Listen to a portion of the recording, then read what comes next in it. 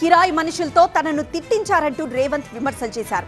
అయితే తనకు లేనిపోని సంబంధాలు అంటగట్టిన విషయాన్ని మర్చిపోయారా అంటూ కేటీఆర్ మండిపడ్డారు. సొంత పార్టీ ఆఫీసులో కూలీ మనుషులను తెప్పించి రికార్డ్ చేయించి పచ్చి బూతులు మీరు తిట్టిస్తే కూడా చంపలు వలగొట్టేంత శక్తి ఉన్న సంవయనంతో ఊరుకున్న అధ్యక్ష. ఎవరైనా బజార్లో ఏదైనా మాట్లాడితే మాట్లాడిన దాన్ని కూడా సెన్సర్ చేస్తాం. బూతులు మాట్లాడినప్పుడు ఒక బీప్ పెడతాం అధ్యక్ష, టెలికాస్ట్ చేయొద్దని. కూలీ పైసలు ఇచ్చి కిరాయి మనుషులను పెట్టించి మీరు పచ్చి బూతులు మాట్లాడిచ్చినా నేను ఏమాత్రం కూడా కక్ష సాధింపు చర్యలకు పాల్పడలేదు అధ్యక్ష.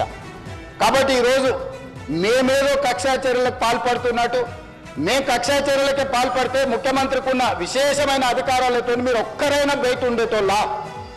ఈరోజు తెలంగాణ సమాజం అన్నిటిని గమనిస్తుంది. ఎక్కడికి వెళ్ళానని అడుగుతుంది, ఇంకెన్ని రోజులు బయట వదిలేస్తావని తీసి లోపలే. అసలు నువ్వు లోపలేస్తావనే కదా నీకు ముఖ్యమంత్రి పదవి చేసింది, నువ్వెందుకు ఇట్లా సమయం పాటిస్తున్నావు లోపలేయమంటే కూడా నేను ఏ రోజు కూడా అటువైపు పోయలేదు అధ్యక్ష. అధ్యక్ష ఆయన ఏమైనా స్వాతంత్రోద్యమం చేసి జైలుకు పోయింది అధ్యక్ష?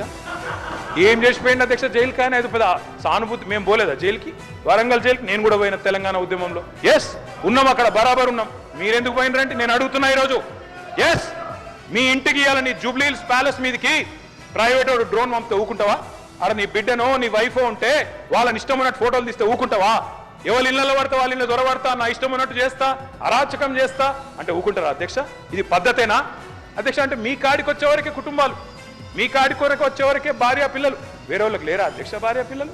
మీరు ఆనాడు ఇష్టం ఉన్నట్టు మాట్లాడినప్పుడు, లేని రంకులు అంటగట్టినప్పుడు, ఇష్టం ఉన్న సంబంధాలు మాట్లాడినప్పుడు ఆ రోజు లేవా నీతులు? చివరికి మా ఇంట్లో పిల్లల్ని కూడా తిట్టింది మీరు కాదా? ఆనాడు మా ఇంట్లో చిన్న చిన్న పిల్లల్ని పట్టుకొని, మైనర్ పిల్లల్ని పట్టుకొని బూతులు మాట్లాడింది మీరు కాదా? మీరేదో పెద్ద సానుభూతి కోసం మాట్లాడితే